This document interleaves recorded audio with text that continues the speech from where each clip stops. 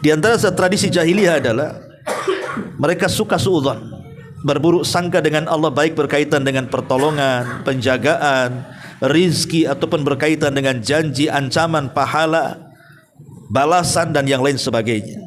Jadi orang-orang musyrik Arab itu, mereka tidak yakin adanya janji dari Allah dan ancaman dari Allah itu. Mereka tidak beriman dengan adanya neraka dan surga.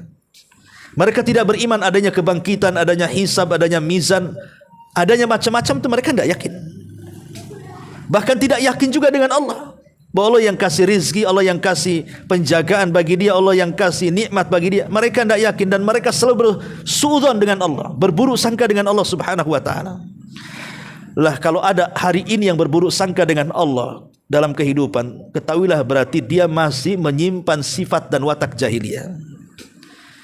Seperti ada orang yang Allah mungkin uji dia, usaha selalu jatuh, nanti buka usaha lagi, jatuh lagi, usaha lagi, jatuh lagi. Mulai dia berburuk sangka tuh kepada Allah. Apa Allah menghina saya? Apa Allah subhanahu wa ta'ala tidak sayang dengan saya? Semacam dia mulai itu pikirannya kemana-mana tuh. Di mana Allah? Di mana pertolongan Allah?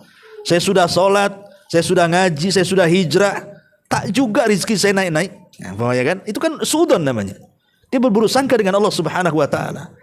Dia tidak paham bahwa terkadang ujian itu boleh jadi dalam rangka menghilangkan dosa-dosanya, boleh jadi dalam rangka mengangkat derajatnya, boleh jadi dalam rangka hikmah Rabbani yang ia tidak tahu hikmahnya apa.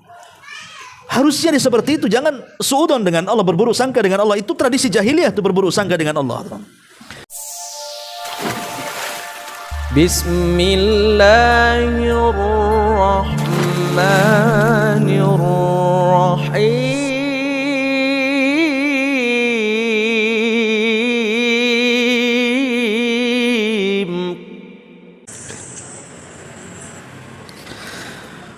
Bismillahirrahmanirrahim. Assalamualaikum warahmatullahi wabarakatuh. Alhamdulillah wassalatu wassalamu ala Rasulillah wa ala alihi wa sahbihi wa mawalah wa la hawla wa la quwata illa billahi wa ba'du. Gak bunyi ya? Tes, kurang dekat. Tes 1. Alhamdulillah di malam ini kembali bisa kita duduk bertalabul ilmi di tempat yang insyaallah diberkahi Allah subhanahu wa ta'ala. Dan pembahasan di malam hari ini kita akan membahas beberapa amalan yang dilakukan oleh orang-orang jahiliyah. Tadi di Masjid Puskopkar kita sudah menyebutkan beberapa perkara dari perkara-perkara jahiliyah. Tapi karena tidak cukup waktunya, maka kita lanjutkan di sini. Ma'asyiral muslimin wal muslimat rahimani wa rahimakumullah. Kita tahu bahwa Nabi SAW diutus di tengah-tengah umat yang jauh daripada agama Allah subhanahu wa ta'ala. Karena orang-orang jahiliyah itu, mereka agamanya menyembah berhala. Artinya bukan seperti Nasrani yang diturunkan kitab kepada mereka, ataupun tidak seperti Yahudi yang memang ada kitabnya, Taurat dan juga Injil. Tapi orang-orang musyrik itu, agama yang mereka lakukan itu agama yang dibuat-buat oleh manusia, di mana hal-hal yang dianggap baik oleh manusia, walaupun tidak baik di hadapan Allah Azza wa Jal, itulah agama mereka. Lah Nabi SAW diutus di tengah-tengah umat yang tidak punya agama. dan justru agamanya justru di atas kesyirikan kepada Allah Subhanahu wa taala. Padahal sebelum Nabi SAW jauh zamannya ke atas, negeri Arab itu adalah negeri yang berada di atas tauhid. Karena bagaimanapun dakwah Nabi Allah Ibrahim alaihi salatu wassalam dan juga putranya Ismail itu meluas di bumi Arab. Tetapi setelah kemudian kekalahan suku Jurhum oleh Khuza'ah, lah di antara pemimpin Khuza'ah itu ada orang namanya Amru ibn Luhai. Itu dicatat dalam sejarah Amr ibn Luhai itu. Dialah yang merubah agama Ibrahim yang tadinya di atas tauhid menjadi agama kesyirikan penyembah berhala. Makanya Nabi SAW pernah bersabda tentang Amr ibn Luhai ini, bahwa dia diperlihatkan oleh Allah kepada Rasul di neraka dan terburai ususnya, dan dia digulung oleh api neraka. Kemudian Nabi SAW menjelaskan alasannya, karena dialah orang yang pertama kali merubah-rubah agama Ibrahim, Amr ibn Luhai ini. Sejarahnya, Amr ibn Luhai ini dia safar ke Syam. Jadi dia safar ke Syam, dan kita tahu bahwa Syam itu kan biladul anbiya, negerinya para nabi. Kebanyakan para nabi itu diutus di Syam. Ya Suriah, kemudian Palestina dan sekitarnya lah. Syam itu kan dulunya negara luas, kemudian terpecah menjadi 4 atau 5 negara. Lah ketika Amr ibn Luhai ini melakukan safar ke Syam, entah kenapa dia lewat di sebuah perkampungan penyembah berhala. Kemudian mereka memperkenalkan berhalanya satu-satu. Nih berhala ini untuk mempermudah rezeki. Nih berhala ini untuk ini, sampai kepada ada satu berhala namanya Hubal. Adapun yang ini namanya Hubal, ini berhala untuk sebab turunnya hujan. Jadi kalau ingin minta hujan, minta sama berhala ini, namanya Hubal tuh. Jadi Amr ibn Luhai terpikir, kan Arab ini kan tanahnya tandus, jarang ada hujan, kering kelontang. Jadi terpikir kalau dia membawa berhala ini, boleh jadi nanti negeri Arab itu akan banyak hujan yang turun dan akan menyuburkan buminya. Maka mulailah dia tertarik, kemudian meminta satu berhala namanya Hubal. Lah Hubal inilah yang kemudian dibawa oleh Amr ibn Luhai dari negeri Syam menuju tanah Arab. Ketika sampai di Mekah, maka Amr ibn Luhai yang notabene adalah seorang pemimpin Khuza'ah yang menguasai Arab kala itu, ketika runtuhnya kabilah Ismail Jurhum, maka dia meletakkan Hubal itu di dalam Ka'bah. Itulah berhala pertama yang ditenggerkan di dalam Ka'bah, namanya Hubal. Siapa yang menenggerkannya? Amr ibn Luhai. Lah sejak itulah ketika satu berhala mulai bertengger, kemudian Amr ibn Luhai mengajak banyak di antara manusia agar menyembah berhala, maka satu persatu mulailah kemudian banyak perubahan. Mulai ditinggalkan agama tauhid, agama Ibrahim, dan beralih kepada agama berhala. Maka semakin jauh zamannya, maka semakin menyebar di mana-mana sampai ke era Nabi SAW. Manusia masih menyembah berhala. Bahkan lebih parah lagi, karena berhala-berhala yang ada di Mekah itu bukan satu dua. Khalid ibn Walid ketika disuruh Nabi menghancurkan berhala itu, jumlahnya 350 berhala yang ada di sekitar Ka'bah. Belum di tempat-tempat yang lainnya, sekitar Ka'bah saja itu segitu banyak yang dihancurkan. Belum lagi yang di rumah-rumah, belum lagi yang di tempat-tempat yang dikeramatkan. Pokoknya asli Mekah itu dikelilingi berhala di mana-mana. Lah karena memang agama berhala ini bukan datang dari Allah Subhanahu wa taala, maka ajarannya pun adalah ajaran semena-mena.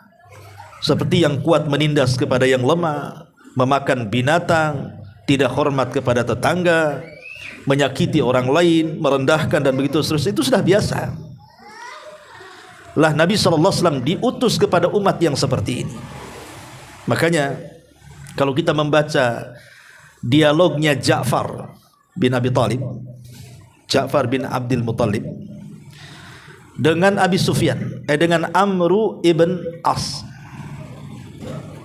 Ketika Amr ibn As diutus oleh para pembesar Quraisy ini di masa dia belum masuk Islam, untuk menjemput beberapa para sahabat yang hijrah ke Habasyah, disuruh pulang ke Mekah. Jadi Amr ibn As ini menyogok Raja Najasyi dengan harta yang banyak supaya mau memulangkan para sahabat yang hijrah. Tapi karena Najasyi ini agama Nasrani, kemudian juga orang cerdas, dia penasaran dengan rombongan para sahabat akan keyakinan mereka. Kenapa mereka sampai hijrah ke negeri dia? Mulailah terjadi dialog. Yang menarik adalah ucapan Ja'far bin Abi Thalib. Dia menjelaskan sosok Nabi yang muncul di Mekah. Kata Ja'far di hadapan Raja Najasyi, dulu kami ini kaum yang berada di atas kejahilan. Kami menyembah berhala, menyekutukan Allah, memakan bangkai, tidak hormat kepada tetangga, yang kuat kemudian menindas yang lemah, macam-macam disebutkan keburukannya. Tapi setelah Allah utus kepada kami Nabi, mulailah Nabi itu memerintahkan kami untuk mentauhidkan Allah, untuk baik dengan tetangga, untuk tidak menindas orang lemah, untuk tidak memakan bangkai, dan begitu seterusnya. Ya. Maka Najasyi pun akhirnya kemudian ingin meminta kepada Ja'far membacakan beberapa ayat Al-Quran yang turun kepada Nabi. Lah Ja'far paham karena dia orang cerdas, ini Najasyi ini Nasrani. Tentu dia tidak bisa sembarang surat dibacakan, harus ada kait mengait dengan Nasrani. Maka dibacalah surah Maryam, yang di situ dikisahkan tentang bagaimana Maryam hamil, kemudian lahirnya Isa dan begitu seterusnya, sampai Isa diangkat jadi nabi. Tiba-tiba tidak sadar Najasyi melelehkan air matanya, padahal tidak paham bahasa Arab. Seolah-olah dia paham, kan Ethiopia beda bahasanya dengan Arab. Tapi itulah Al-Quran bisa mempengaruhi orang kafir. Ma'asyiral muslimin yang dimuliakan Allah Azza wa Jalla. Lah, di zaman jahiliyah ini banyak tradisi-tradisi, dan sangat disayangkan tradisi itu masih dilakukan oleh orang-orang yang notabene sudah mendapatkan hidayah Islam. Harusnya ketika seseorang itu sudah mendapatkan Islam, maknanya dia tidak boleh lagi mengikuti tradisi jahiliyah. Kenapa? Karena dalam Islam itu telah menghapuskan seluruh tradisi jahiliyah dan diganti dengan ajaran wahyu dari Allah Subhanahu wa taala. Tetapi dengan jauhnya zaman kita dari Nabi SAW, mulailah tradisi itu dihidupkan kembali. Ya wajar ya. Namanya Islam itu kalau masih di sumbernya tentu masih jernih. Sama dengan air itu kalau di sumbernya masih jernih. Tapi kalau air itu sudah mengalir jauh dan menjauhi sumbernya, masuk ke solokan, masuk ke parit, masuk ke sungai, ya sudah macam-macam tuh campuran-campurannya, ada sampahnya, ada kotorannya, ada macam-macamnya kan begitu. Lah begitu juga ajaran Islam. Kalau ajaran Islam ini masih di sumbernya, maka betul-betul mereka mempraktikkan Islam itu sesuai dengan yang diturunkan Allah kepada nabinya. Tapi dengan seiringnya waktu, jauhnya kita dari Islam, jauhnya dari Nabi, jauhnya dari sahabat, jauhnya dari para tabi'in, jauhnya dari para ulama, maka semakin jauh tradisi-tradisi itu rupanya hidup kembali. Lah apa saja tradisi-tradisi jahiliyah ini? Kita akan bahas walaupun secara singkat. Ma'asyiral muslimin yang dimuliakan Allah Azza wa Jalla, di antara tradisi jahiliyah adalah al-halafu bi ghairillah. Seseorang bersumpah kepada selain Allah. Dalam sebuah hadis Ibnu Umar radhiyallahu anhuma mengatakan, Rasul bersabda, ala man kana halifan fala yahlif illa billah fakanat Quraisyun tahlifu bi abaiha faqala la tahlifu bi abaikum. Dalam hadis yang dikeluarkan Bukhari Muslim dari hadis Ibnu Umar, Rasul mengatakan, barang siapa yang ingin bersumpah, maka bersumpahlah kepada Allah. Karena dulu orang-orang Quraisy, maksudnya orang-orang jahiliyah, mereka kalau bersumpah itu menggunakan nenek moyang mereka, menggunakan bapak-bapak moyang mereka. Maka Rasul mengatakan, janganlah kalian bersumpah dengan bapak dan moyang kalian. Jadi bersumpah kepada selain Allah Subhanahu wa taala itu sebuah kesyirikan, itu tradisi jahiliyah. Lebih baik kita bersumpah atas nama Allah dalam sebuah kedustaan dibandingkan bersumpah kepada selain Allah dalam sebuah kejujuran. Kenapa? Karena kalau seandainya orang bersumpah atas nama Allah kemudian dia berdusta, itu dosanya hanya dusta saja, dan dusta itu dosa besar. Tapi meskipun dia jujur, kalau bersumpah kepada selain Allah, itu dosanya dosa syirik. Dan dosa syirik jauh lebih besar dibandingkan dosa dusta. Karena dosa syirik ini tidak bisa diampuni. Ada yang sampai ke tingkat syirkul akbar. Kalau masuk neraka tidak akan keluar lagi. Ini tradisi jahiliyah. Jangan pernah bersumpah dengan selain Allah Subhanahu wa taala. Demi langit, demi bumi, demi laut, demi gunung, dan begitu seterusnya, tidak boleh. Kemudian yang kedua, at-tabanni wantisabur rajuli ila ghairi abi. At-tabanni ini artinya menasabkan anak angkat ke bapak angkat.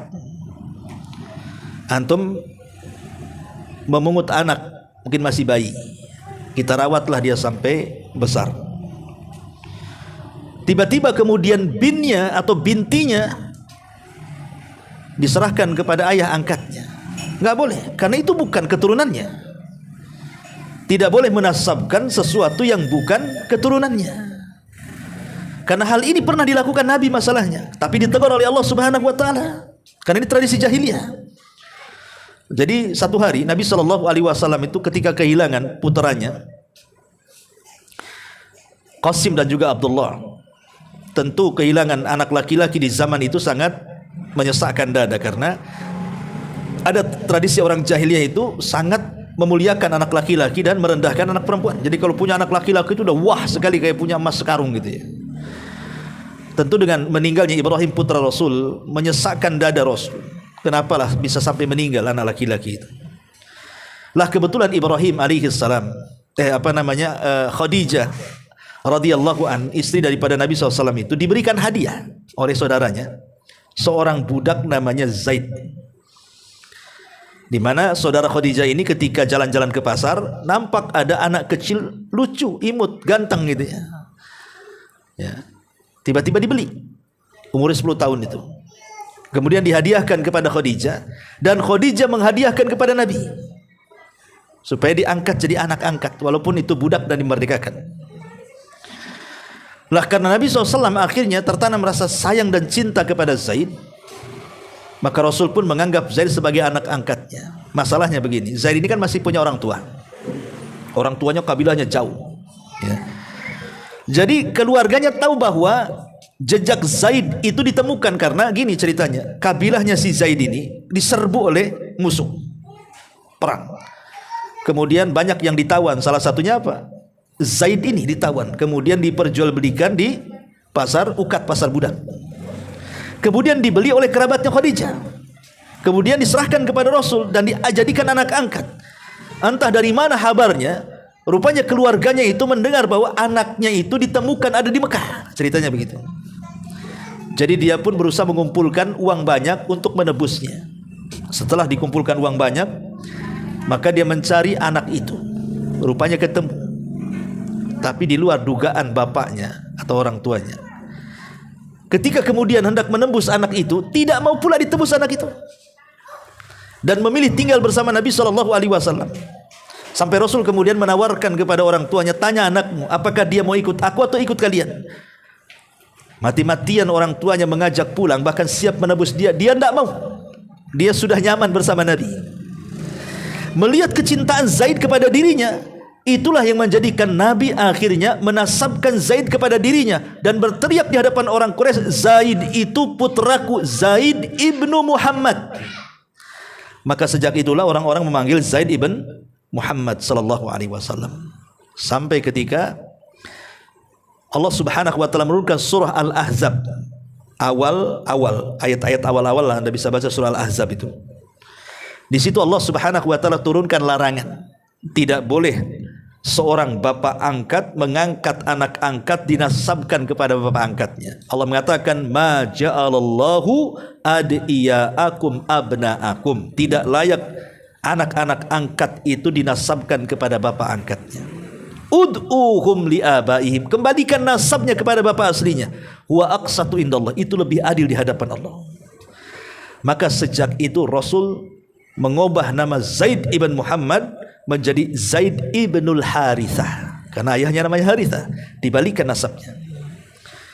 Maka kalau hari ini ada orang yang mengangkat anak angkat kemudian dibinkan kepada bapak angkatnya, maka ini bagian daripada tradisi jahiliyah, dan itu kan banyak di masyarakat.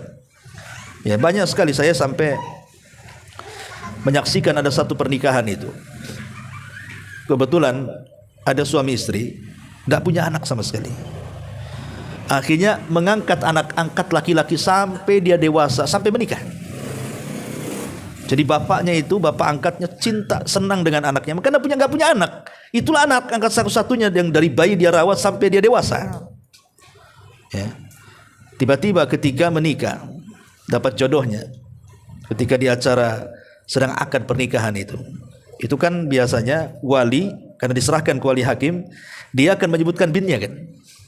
Ya. Pamannya, saya nikahkan engkau Fulan bin Fulan kan itu ya, dengan pasangannya Fulanah binti Fulanah, mesti disebutkan dalam akad nikah itu. Lah kebetulan sebelum terjadi akad itu prosesnya kan ke KUA dulu tuh. Jadi dijelaskan karena Pak KUA-nya itu juga paham tentang fikih. Ya, dia mengeluh bahwa dia sebenarnya bukan anaknya, tapi di sini ditulis binnya bin bapak angkatnya. Jadi sama Pak Kuanya dijelaskan hukumnya pelan-pelan, ya baguslah, ahli fikih juga, paham fikih. Jadi anak ini berusaha untuk membujuk ayahnya. Ya, tolonglah, ini kan momen pernikahan, bahwa ini tidak boleh menasabkan anak angkat ke bapak angkat, nasabkan aja ke bapak aslinya, hanya untuk nikah saja, gitu ceritanya. Wow, ngamuk bapaknya, sampai ketika nikah dia nggak mau hadir karena merasa direbut gitu ya. Kenapa tidak binkan ke saya gitu? Namanya orang awam kan itu ya. Ini sampai terjadi kawan. Gak terima dia, sampai tidak mau menyaksikan anaknya menikah. Sampai seperti itu. Padahal itulah ketika orang jauh dari Islam, dia tidak paham aturan-aturan dalam Islam jadinya kan. Ini yang kedua, at-tabanni. Yang ketiga,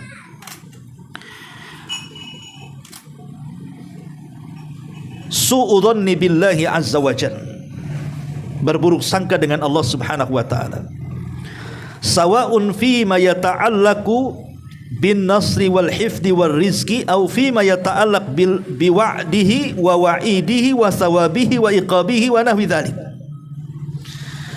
Di antara tradisi jahiliyah adalah mereka suka suudzon, berburuk sangka dengan Allah, baik berkaitan dengan pertolongan, penjagaan, rizki, ataupun berkaitan dengan janji, ancaman, pahala, balasan, dan yang lain sebagainya. Jadi orang-orang musyrik Arab itu, mereka tidak yakin adanya janji dari Allah dan ancaman dari Allah itu. Mereka tidak beriman dengan adanya neraka dan surga. Mereka tidak beriman adanya kebangkitan, adanya hisab, adanya mizan, adanya macam-macam itu mereka tidak yakin. Bahkan tidak yakin juga dengan Allah, bahwa Allah yang kasih rizki, Allah yang kasih penjagaan bagi dia, Allah yang kasih nikmat bagi dia. Mereka tidak yakin, dan mereka selalu bersuudzon dengan Allah, berburuk sangka dengan Allah Subhanahu wa taala. Lah kalau ada hari ini yang berburuk sangka dengan Allah dalam kehidupan, ketahuilah berarti dia masih menyimpan sifat dan watak jahiliyah. Seperti ada orang yang Allah mungkin uji dia usaha, selalu jatuh. Nanti buka usaha lagi, jatuh lagi. Usaha lagi, jatuh lagi. Mulai dia berburuk sangka tuh kepada Allah. Apa Allah menghina saya? Apa Allah Subhanahu wa taala tidak sayang dengan saya? Semacam dia mulai itu pikirannya kemana-mana tuh. Di mana Allah? Di mana pertolongan Allah? Saya sudah sholat, saya sudah ngaji, saya sudah hijrah, tak juga rezeki saya naik-naik. Ya kan? Itu kan suudzon namanya. Dia berburuk sangka dengan Allah Subhanahu wa taala. Dia tidak paham bahwa terkadang ujian itu boleh jadi dalam rangka menghilangkan dosa-dosanya, boleh jadi dalam rangka mengangkat derajatnya, boleh jadi dalam rangka hikmah Rabbani yang ia tidak tahu hikmahnya apa. Harusnya seperti itu. Jangan suudzon dengan Allah, berburuk sangka dengan Allah. Itu tradisi jahiliyah, itu berburuk sangka dengan Allah. Makanya juga diantara, dan itu disebutkan dalam surah Al-Imran ayat 154, yadhunnuna billahi ghairal haq dhannal jahiliyah. Mereka menyangka dengan Allah dengan prasangka yang tidak benar, seperti prasangka orang-orang jahiliyah terhadap Allah Subhanahu wa taala. Ya. Lah, seperti hari ini umpamanya kita lihat orang-orang awam. Alhamdulillah lah kalau kita sudah hijrah itu, insyaallah lah masih takut kalau seandainya kita tidak melaksanakan sholat 5 waktu, kayaknya beban kali. Aduh, tadi sebelum asar nih gimana caranya ini sore waktu. Ada khawatir kalau kita nggak sholat itu. Ya. Kalau kita ketinggalan subuh itu nyesal, kenapa tadi saya tidur kok. Ada perasaan itu kalau dia meninggalkan ibadah itu, penyesalan menyesal ada. Karena dia yakin bahwa di sana ada pahala, ada dosa. Orang yang mengerjakan sholat dapat pahala, orang meninggalkan bisa dosa dan masuk neraka. Tapi di masyarakat umumnya kita lihat tenang-tenang saja kayaknya. Tenang-tenang saja kan bahasanya. Nggak sholat biasa aja. Coba tuh lihat di masyarakat yang nggak sholat itu. Kepikiran sorga nggak mereka itu? Nggak kepikiran. Kepikiran neraka nggak kepikiran kalau neraka itu panas. Biasa aja mereka meninggalkan sholat tuh, kayak nggak punya dosa, nggak punya beban gitu. Kayak hidup itu ya seperti itu, kayak binatang, makan, minum, berak, tidur, syahwat gitu saja. Ya. Lah hakikatnya dia telah berburuk sangka dengan Allah sebenarnya. Tapi kalau ditanya agamanya, pasti dia jawab Islam. Agamamu apa? Muslim lah Pak katanya. Tengok KTP-nya, nggak percaya aku Islam katanya. Kalau kau Islam ya sholat lah kan begitu ya, puasa Ramadan, kau hadir di majelis taklim, belajar yang benar kan gitu ya, berpakaian yang benar, bertutur kata yang benar, bergaul dengan yang benar, dan begitu seterusnya. Lah inilah jauhnya mereka dari ilmu, akhirnya masuk kepada watak-watak jahiliyah, berburuk sangka dengan Allah Subhanahu wa taala. Ini yang ketiga. Yang keempat, tabarrujun nisa wa sufuruhun. Ini bagi wanita ya. Tabarruj, berdandan ala-ala jahiliyah dan safar tanpa mahram. Ya. Allah Subhanahu wa taala mengatakan dalam surah Al-Ahzab 33, wala tabarrujna tabarrujal jahiliyatil ula. Janganlah kalian berdandan seperti dandanan orang-orang jahiliyah yang pertama. Ada sebagian ahli tafsir mengatakan, seperti apa sih dandanan wanita jahiliyah itu sampai-sampai Allah mengatakan jangan berdandan seperti mereka. Jadi wanita jahiliyah ini kalau mereka berdandan, mereka menggunakan pakaian ya menutup dari kaki sampai leher. Ya, lehernya tampak. Ya. Kemudian kalaupun mereka menutup kepala, maka rambut depannya itu nampak. Dan selalu menggunakan gelang kaki yang ada suaranya, yang ada kerenceng-kerencengnya kayak apa itu untuk sapi itu. Nah, itu biasanya ditaruh di kaki perempuan tuh. Jadi kalau jalan tuh bunyi dia. Ya. Ya sebenarnya sih ibu-ibu boleh menggunakan gelang kaki, boleh Bu ya. Tapi jangan yang ada suaranya. Ya. Yang dilarang itu yang ada suaranya, jangan ada suaranya. Karena yang ada suaranya itu nanti membuat fitnah. Itu ada apa suara di bawah kaki itu? Ya. Jadi pakai saja, tapi jangan ada suara. Dan kalaupun dipakai di kaki pun ya nggak nampak juga kan gitu ya. Kan pakaian perempuan kan merambai sampai ke tanah kan itu, nggak nampak, kecuali mungkin di rumahnya yalah untuk gaya-gayaan depan suaminya. Ya nggak apa-apa, kalau nggak punya pakai karet gelang juga bisa kan itu, yang warna kuning ya, biar mirip-mirip kayak gitu. Ya. Jadi orang-orang jahiliyah itu mereka menampakkan leher, menampakkan rambut, dan menampakkan gelang kaki yang ada suaranya. Itulah dandanan jahiliyah. Ya. Sebenarnya kalau kita praktekkan hari ini dengan dandanan sekarang, rupanya dandanan jahiliyah masih lebih sopan kan? Kenapa? Badan tertutup, cuman leher tampak, ini tertutup, kepala depan tampak kan itu. Sama ini. Itu kalau zaman sekarang itu dandanan kayak gitu tuh masih sopan tuh, dibandingkan dandanan wanita di zaman sekarang. Yang bisa buka-bukaan semuanya loh. Pakai celana dalam saja pun ada. Naudzubillah kan? Ya, robek-robek di sana sini kayak kurang bahan. Ya. Nah, aneh, Allah mengatakan jangan berdandan seperti dandanan jahiliyah. Tapi sekarang lebih parah dibandingkan orang jahiliyah gitu loh dandanannya. Masya Allah ya. Itulah kadang-kadang orang jauh dari hidayah seperti itu. Makanya ketika Allah Subhanahu wa taala menceritakan tentang kisah Nabi Adam dan Siti Hawa di sorga, Di situ Allah membuat aturan kepada Adam dan Hawa. Silahkan makan sesukamu, minum sesukamu, berpakaian sesukamu, nikmati semua nikmat yang ada di surgamu. Itu untukmu, halal semuanya. Kenikmatan yang tidak bisa dilihat mata, didengar telinga, terlintas pun tidak bisa. Saking indah dan nikmatnya surga itu. Dan itu semua diberikan kepada Adam dan Hawa. Cuman ada satu aturan, jangan dekat satu pohon ini saja. Ribuan pohon di surga banyak, buah-buahan di surga banyak, tapi khusus satu pohon dan buah-buahannya jangan kau dekat, apalagi memakannya. Tapi manusia itu kan ada hawa nafsunya, sifat penasarannya ada. Kenapa aku dilarang makan buah yang satu itu? Yang lain boleh, kenapa itu tidak? Ditambah-tambah setan pula ngasih was-was. Kemudian menasihati Adam.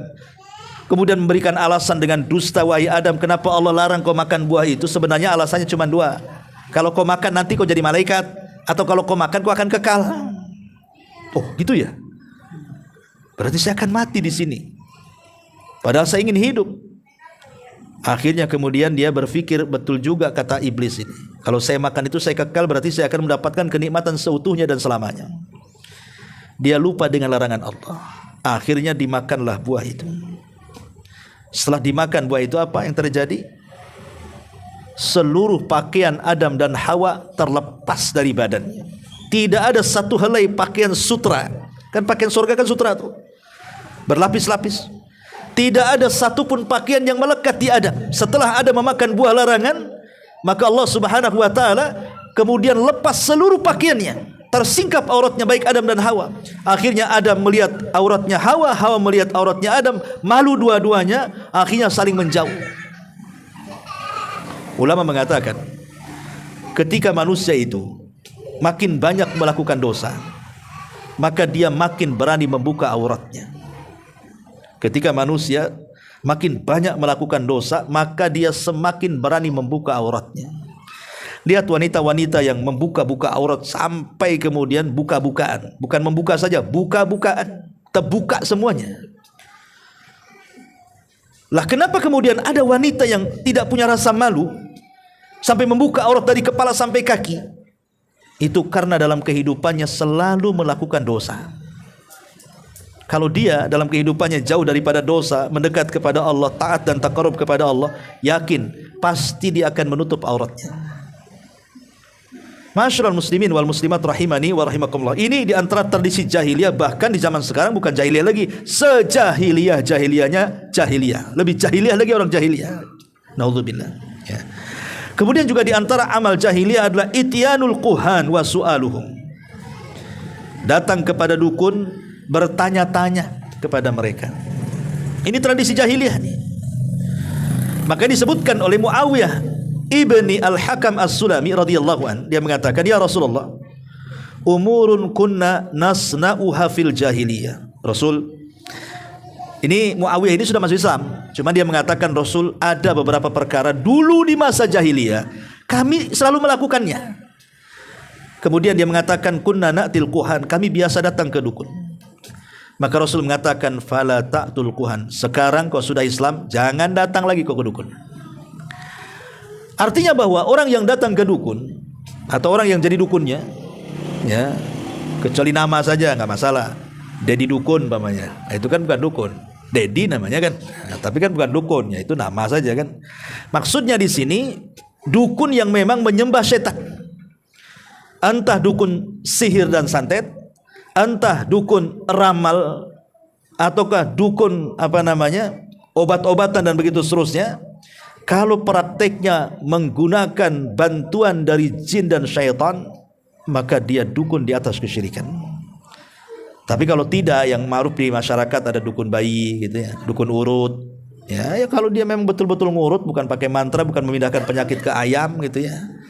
Kan ada tuh tukang urut bilang kepada yang diurutnya, Bapak ingin sembuh penyakitnya katanya.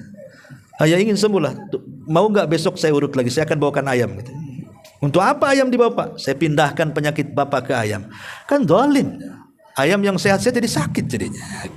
Ada itu dukun namanya. Ya. Tapi ada juga yang sok-sokan kan, tukang urut sok-sokan baca mantra.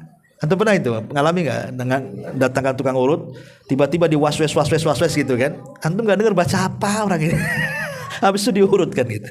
Antum kalau datangkan tukang urut kayak gini, antum tanya, Pak, waswes itu ngomong apa? Harus jelas tuh doanya. Ya, karena dalam Islam itu kan jelas doanya kan.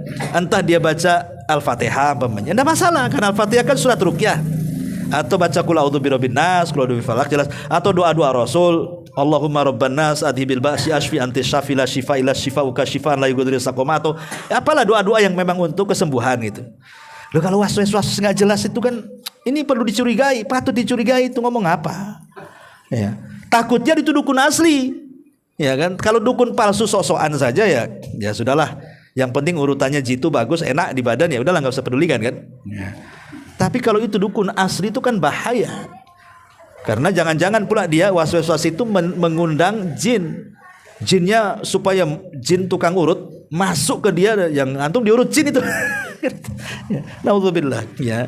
Intinya bahwa datang ke dukun, bertanya ke dukun, membenarkan dukun, itu semua tradisi jahiliyah. Jangan percaya dukun. Dukun itu pendusta. Tidak ada yang benar dukun itu. Ya. Percayalah kepada Allah Subhanahu wa taala. Kemudian yang selanjutnya juga wa'dul banati khasyatal 'ari wal faqri. Membunuh bayi. Orang-orang jahiliyah itu disebutkan dalam Quran, no? Seperti Allah Subhanahu wa taala mengatakan dalam surah Al-An'am ataupun surah At-Takwir ayat 9. Allah mengatakan wal mau'udatu su'ilat bi ayyi dzambin qutilat. Dan bayi-bayi yang dibunuh hidup-hidup dengan cara mengubur hidup-hidup, bayi-bayi wanita, nanti pada hari kiamat mereka akan datang menghadap Allah dan mengatakan bi ayyi dzambin qutilat, dosa apa kau bunuh aku? Saya pikir yang jahat, yang sadis itu hanya di zaman jahiliyah saja.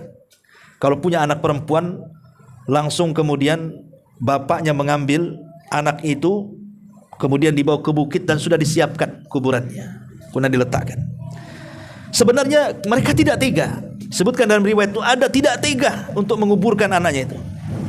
Tapi demi kehidupan dia ke depan, bagaimana menanggung rasa malu dan begitu seterusnya, sampai mereka tega mengubur. Namanya orang tua, darah daging dia, pasti gak tega, namanya manusiawi kan. Tapi karena berpikir egois diri sendiri, malu dengan orang, akhirnya mereka mengubur hidup-hidup tuh. Saya pikir orang sadis itu ada di zaman jahiliyah saja. Tapi di zaman sekarang jauh lebih sadis lagi. Coba bayi-bayi yang antum lihat di berita itu, kadang-kadang ditaruh di kardus, taruh pula di tong sampah, kadang dibuang di solokan, kadang melahirkan di toilet karena itu anak haram pamannya kan.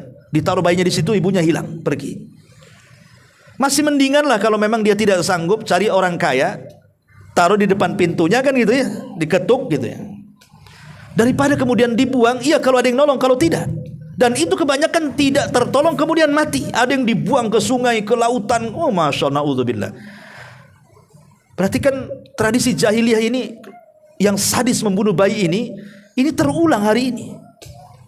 Terulang-ulang. Bahkan kejadiannya itu bukan 1-2 tempat kan, di mana-mana tempat. Dan sudah ratusan bayi yang sudah mati gara-gara dibuang sembarangan. Ingat, orang-orang tua yang membuang bayinya itu, nanti bayi ini akan datang menghadap Allah tanpa kepala. Di mana kepalanya?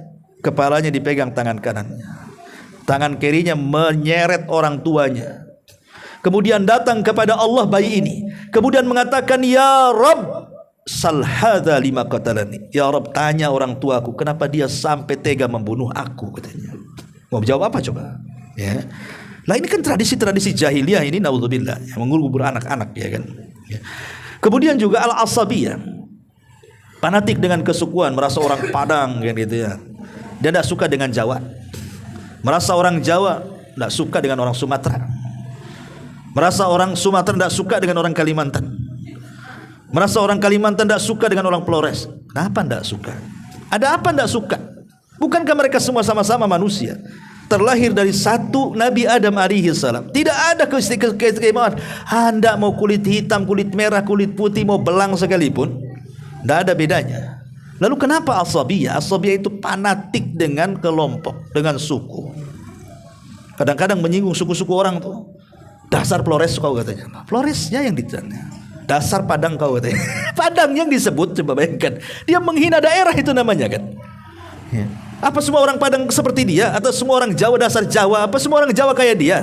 Dasar Sunda apa, orang semua Sunda. Kan enggak, itu kan oknum, ikhwan. Kenapa mesti daerah yang dicela?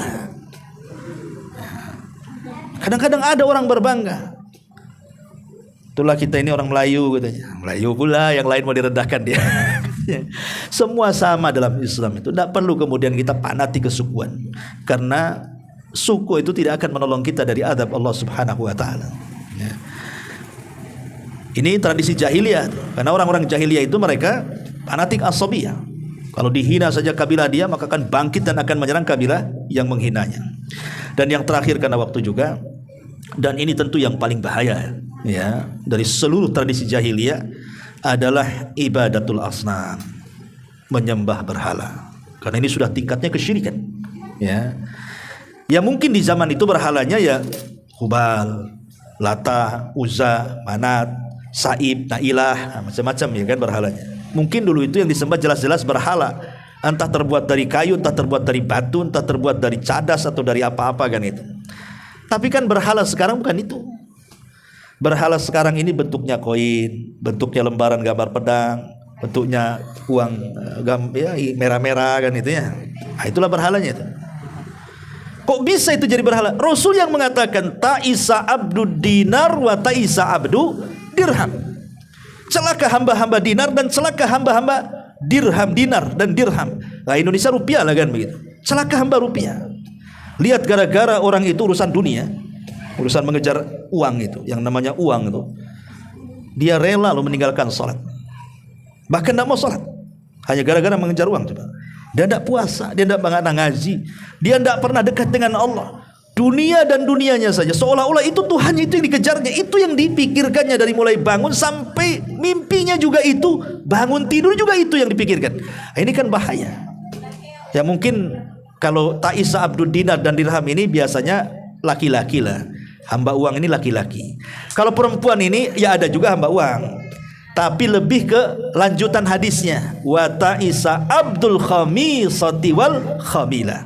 Celakalah hamba-hamba busana dan pakaian. Jadi berhalanya akhwat ini tas, ya kan? Baju, celana, sepatu, gelang, itu berhalanya tuh. Itu berhalanya para wanita itu. Dia lebih memilih model dibandingkan ketaatan kepada Allah. Makanya bahaya ini, berhalanya sudah berganti. Sekarang ada lagi berhala yang lebih parah. Ini mencakup laki-laki dan perempuan. Apa itu? Handphone. Itu berhalanya ini. Coba bayangkan loh. Orang mau ke masjid nih, dari rumah nih sudah azan, keluar dari ke masjid. Di pertengahan jalan tuh dia mikir handphone ketinggalan. Mau ngelanjut ke masjid atau ngambil handphone dulu? Coba bayangkan. Padahal masjid sudah dekat, rumah masih jauh tuh, karena udah jauh. Rela-rela dia pulang lari ngambil handphone. La ilaha illallah. Coba. Kok bisa seperti itu? Lah makanya makin canggih berhalanya. Kalau dulu orang mau nyihir orang, pamannya nih, saya mau membuat orang itu cerai. Betul-betul datang ke dukun. Nanti dukunnya minta fotonya. Nanti sibuk kita nyuri foto orang yang kita akan sihir. Rupanya mau disihir anaknya, kena foto neneknya. Karena foto zaman dulu kan hitam putih, agak buram-buram kan gitu. Mau nyihir anaknya, kena pula neneknya yang sekarat. Itu zaman dulu kan. Zaman dulu itu kalau ngerusak rumah tangga orang datang ke dukun. Sekarang dukunnya ada di handphone. Telepon saja bu, goda tuh suami orang tuh, bentarnya bertengkar dengan istrinya tuh. SMS saja sayang-sayangan tuh dengan suami orang, nanti terbaca sama istrinya, apa enggak perang dunia kedua tuh. Langsung cerai, ada yang langsung cerai kan. Hebatnya handphone ngalahi ilmu dukun tuh. Ini dukunnya ada di handphone sekarang, nggak perlu disihir lagi, WA saja. Nah ini makanya ini termasuk berhala-berhala yang harus kita waspadai. Wallahu alam. Ini mana sudah jam 9. Ya, di antara tradisi jahiliyah yang harus kita tinggalkan. Subhanakallahumma bihamdika asyhadu an la ilaha illa anta astaghfiruka wa atubu ilaik. Allahu ta'ala alam. Assalamualaikum.